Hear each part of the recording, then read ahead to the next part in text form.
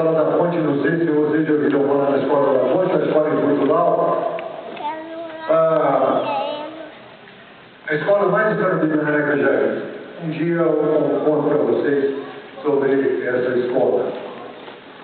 Quando houve o ataque terrorista de 11 de setembro, a Escola da Ponte inteira parou.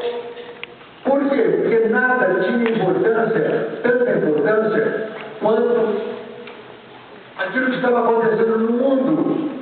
A escola inteira começou a organizar os seus trabalhos todos em função do 11 de setembro, a geografia do Afeganistão, a cozinha do Afeganistão, as fronteiras do Afeganistão, a economia do Afeganistão, a cultura do Afeganistão. Aí uma professora foi procurar o diretor para fazer uma reclamação. A reclamação é: senhor diretor, senhor José Pacheco, o Afeganistão é o ano que vem. O Afeganistão é o ano que vem? Ah, sim! O Afeganistão estava preso numa caixinha, que é o prazer dos professores. Uma coisa, caixinha chamada grade curricular. Vocês conhecem essa expressão grade curricular? Vocês sabem quem foi que criou essa expressão grade curricular? Foi um carcereiro desempregado.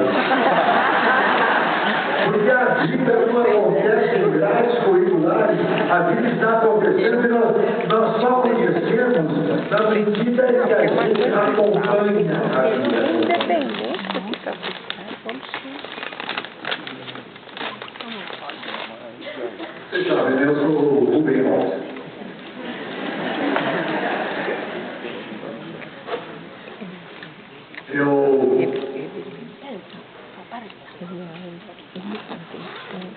Não tenho 78 anos, importante dizer. Meu filósofo favorito, o primeiro filósofo que eu li, ele disse que toda pessoa que fala sobre coisas humanas tem a obrigação de revelar a sua idade. Por quê?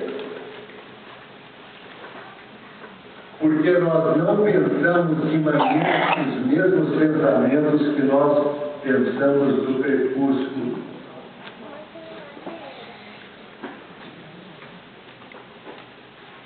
Então, eu tenho que dizer a minha idade. Eu, 78 anos, é muito tempo. Eu vou contar para vocês como é que eu descobri me descobri velho. Vocês não precisam ficar com escrúpulos sobre sua velhice é feio. Lamento dizer isso na vida. Eu não gosto de me ver no espelho. Uma vez eu estava em Belo Horizonte, eu fui num hotel lá.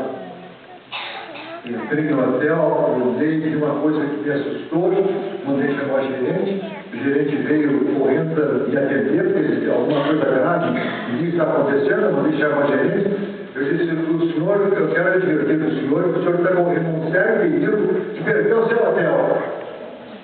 Mas como perder o meu hotel? O senhor mandou botar esse espelho mesmo aqui na porta do hotel. Todo mundo que passa por aqui tem que ver o espelho. E os gordos, os feios, os velhos, os bancos aleijados, todos eles vão passar aqui. E o senhor está submetendo todos eles à humilhação. O senhor manda tirar esse espelho daqui. Já não gosta de se ver no espelho. Agradeceu a minha contribuição para o sucesso do hotel. Não sei o que ele disse. Vou dizer para vocês como é que eu descobri que eu estava velho. Não é a data de nascimento. Falar nisso, aqui tem dia 15, né? 15 de setembro, está vendo a memória? 15 de setembro eu vou virar mais uma folhinha.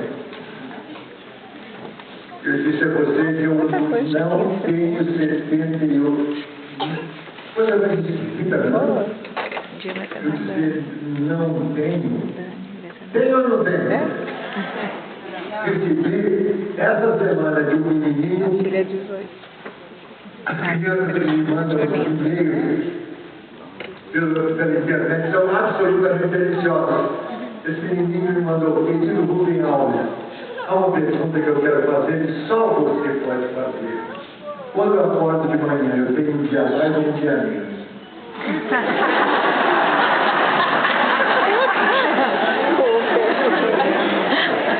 Aí eu respondi para ele, depende da direção que você está olhando. Se você estiver olhando para trás, tem um dia menos. Se você estiver olhando para frente, tem um dia mais. Estou contente. Mas ele estava preocupado com a questão filosófica, a questão do tempo. Para onde vai o dia que eu já vivi? Mas, então, a questão do tempo. Eu não tenho, dizer que eu tenho 78 anos é uma bobagem, porque 78 são precisamente os anos que eu não tenho mais.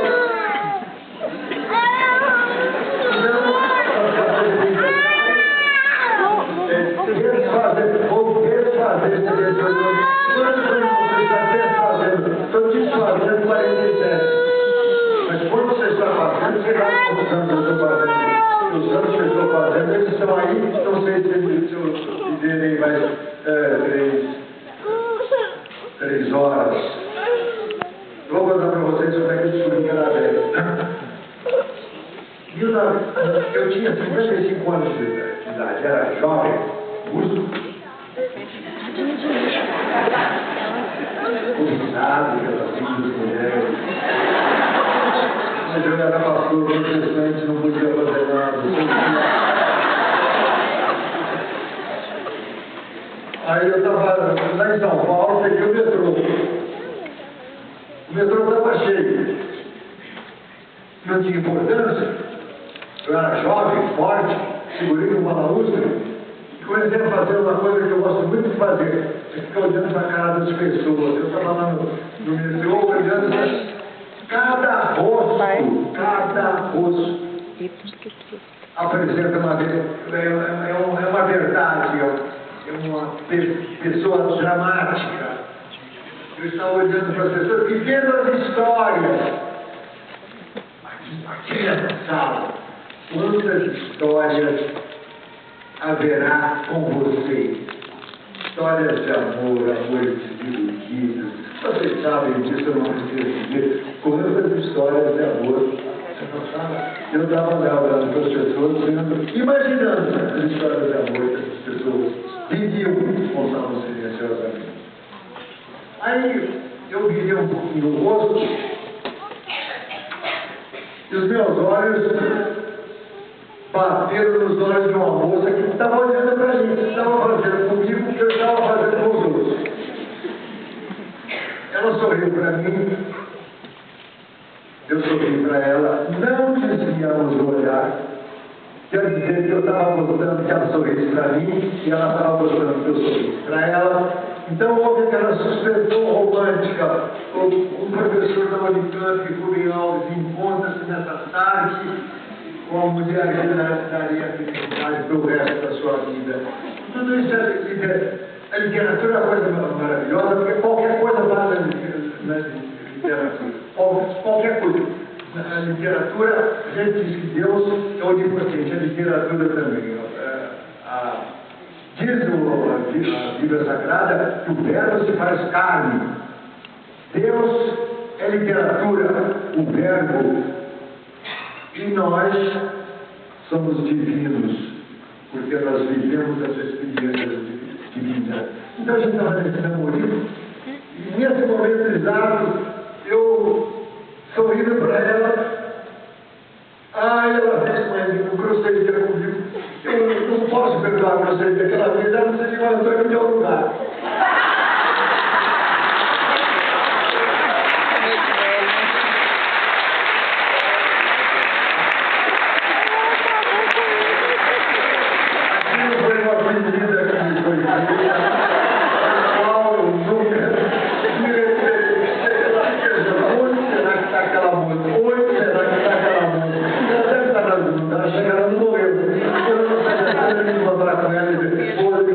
Transformou um personagem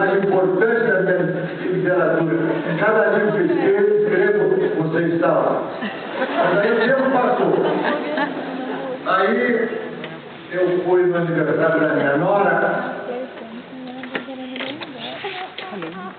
e eu já tinha lá, estavam os amigos chegando. Eu estava sentado, já estava um pouco combalido. E aí chegou um casal, um médico, a esposa dele. A esposa dele muito simpática, gosta muito de mim. Ela veio na minha direção para me abraçar. Olha que ela chegou perto, eu fiz um movimento de carinho para me levantar para abraçá-la. Aí ela disse: não, pode ficar sentadinho aí.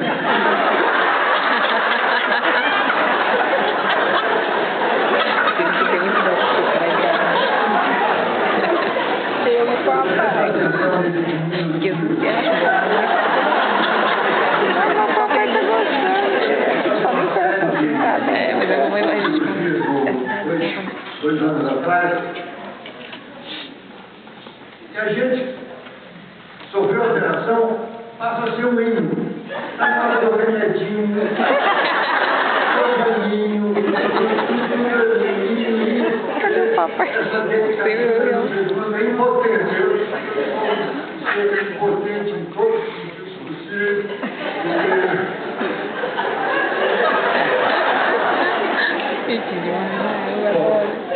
Velho, assim.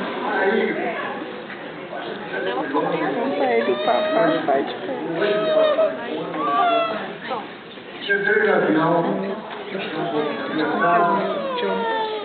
Quando ele entrou no avião, carregando minha mala, aí eu entrei, estou colocando a mala no bagagem, naquela prateleira.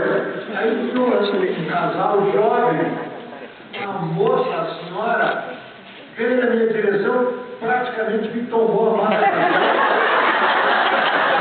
Você estava pensando, coitado desse velhote, coitado desse velhote, deixa eu avisá-lo.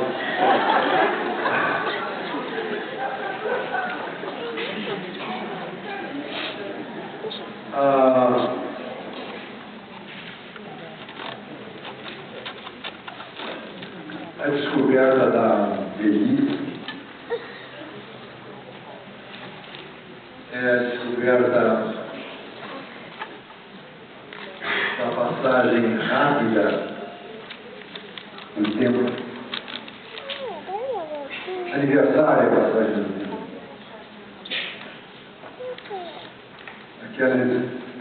Eu vou dizer uma coisa, eu vou ofender vocês, mas o que eu vou fazer? Aqueles ridículos bolos de aniversário. Ridículos.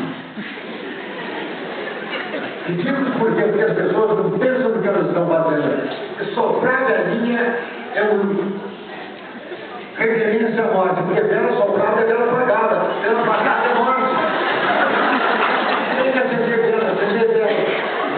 Então, se vocês quiserem, depois que eu morrer, se vocês quiserem fazer uma homenagem, no aniversário, façam isso, acenda a vela. Não apaga a vela, não. Então, é a consciência de que o tempo é curto. Eu coloquei na minha casa duas pranchas. Mandei fazer duas pranchas esculpidas. Uma delas está escrito, lá em latim, tempus fugit. Tempus fugit. O tempo foge. O tempo é curto. Se o tempo é curto, a morte está à minha espera, onde eu não sei, numa esquina qualquer. Eu tenho que usar meu tempo da maneira mais intensa possível. Portanto, a segunda frase latina, carpe diem, que significa colha o fruto. O que é o fruto? O fruto é hoje. Carpe diem, colha o fruto. Nas Sagradas Escrituras conta essa história do povo de Israel que saiu do Egito e andava pelo deserto. Eles não tinham o que comer, diz o escritor sagrado que Deus mandava um alimento pelas madrugadas, chamado maná. Toda madrugada tinha um maná. Mas Deus avisou, só pegue o maná necessário para o dia de hoje. Não pegue para amanhã. Mas havia aqueles desconfiados, né, que ficavam achando, quem sabe Deus vai falhar, Deus não vai comparecer ao encontro. Então, para evitar esse problema, vamos escolher um pouquinho mais de maná para ter o que comer. Aí eles escolhiam mais de maná, o que acontecia é que no dia seguinte, o maná estava cheio de bicho.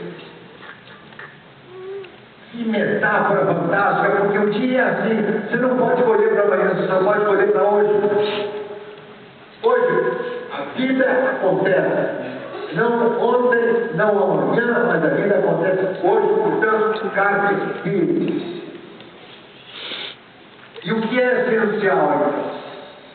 Se tempos surge e carpe diem, o que é nos dado nesse curto espaço de tempo? Que é essencial? Houve um movimento literário aqui no Brasil chamado antropofagia.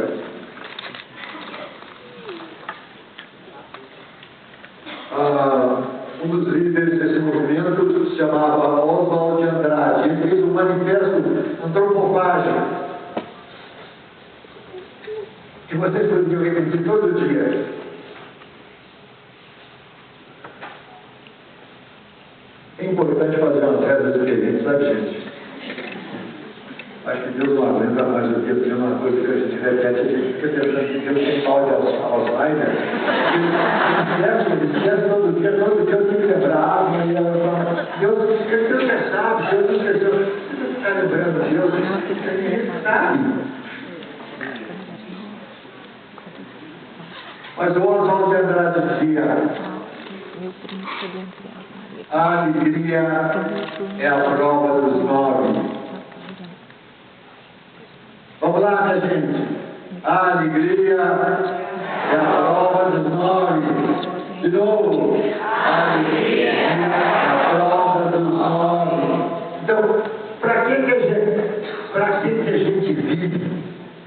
A gente vive para ter alegria, para gozar. Isso é muito estranho para os cristãos. Eu sou cristão, mas do meu jeito. É muito estranho para os cristãos, porque muitos deles acham que Deus gosta mesmo de ver a gente sofrendo. Então, quando a gente faz promessa a Deus, você já viu alguém chegar para Deus e dizer: ó Deus, meu Pai, eu preciso tanto de fazer isso assim, eu te prometo, eu quero te dar uma dádiva. A dádiva é assim: todo dia, às 6 horas, eu vou escutar uma sonata de Beethoven para que eu e tu possamos ouvir. Alguém já ofereceu sonata de Beethoven para Deus? Ou alguém já ofereceu: Senhor, eu prometo ler todas as 3 horas um poema do Fernando Pessoa? Alguém, seja vir de alguém que oferecesse, dê para Deus o poema do Fernando Pessoa? Oferecem rezas monótonas, mas não se lembra de oferecer a coisa mais linda que é a poesia, porque nós pensamos que Deus fica feliz quando a gente está sofrendo. Não é para isso que a gente nasceu. A gente nasceu para gostar da vida. Tanto que no relato do Gênesis diz que Deus criou esse universo todo. Que coisa fantástica! Criou esse universo todo para quê? Para plantar um jardim de delícias. Plantar um jardim de delícias. Nós somos destinados ao prazer e à prazer. Então eu quero ler para vocês um poeminha do Ricardo Reis, que resume isso que eu falei. Que dia tão bom.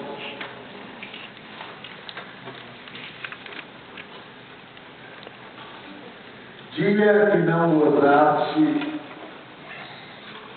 não foi teu. Foi só do nariz dele. Se vives sem que gozes, não vives. Pouco importa que ama, que beba ou sorria, basta a luz do sol refletida nas águas do charco. Se te é grato. Feliz aquele por ver em coisas mínimas seu prazer posto, e onde nega a aventura. E disse essa coisa toda para resumir o objetivo de viver, o objetivo da educação. O objetivo. Eu tenho tanto dó das crianças. Elas têm que aprender cada coisa tão absurda. Menos B, mais ou menos, reais quadrados de B2 menos 4B.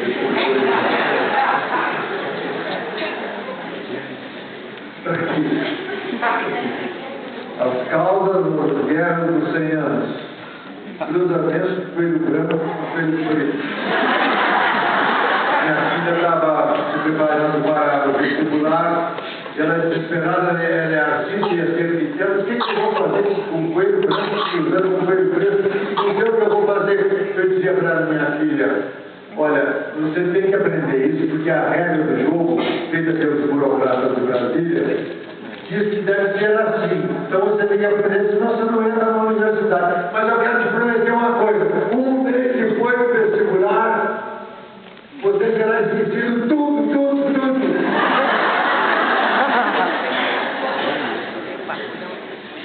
Por que a gente esquece tudo? Porque a gente tem má memória, né?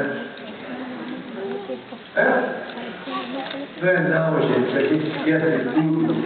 Porque a gente tem memória inteligente. E a memória não carrega coisa que não faz sentido. A memória é exatamente igual ao escorredor de macarrão. Escorredor de macarrão é uma bacia cheia de furos. Está furando para soltar os furos? Não, tem que soltar para a água escorrer, porque se eu não quero beber água, eu quero espaguete. Então eu esqueço as coisas que não fazem sentido para poder me apropriar das coisas que fazem sentido. Tá muito mamãe. Eu recebi um telefonema de um moço da Unicamp que já há bastante tempo.